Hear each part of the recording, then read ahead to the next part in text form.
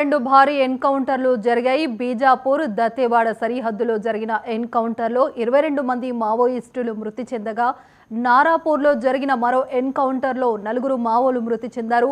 ఇక దీనిపై కేంద్ర హోంమంత్రి అమిత్ షా స్పందించారు. సక్సెస్ ముక్త భారత్ అభియాన్లో మరో విజయం సాధించామన్నారు. వచ్చే ఏడాది మార్చి 31 కంటే ముందే లక్ష్యం చేరుకుంటామని ఆయన ఆశాభావం వ్యక్తం చేశారు.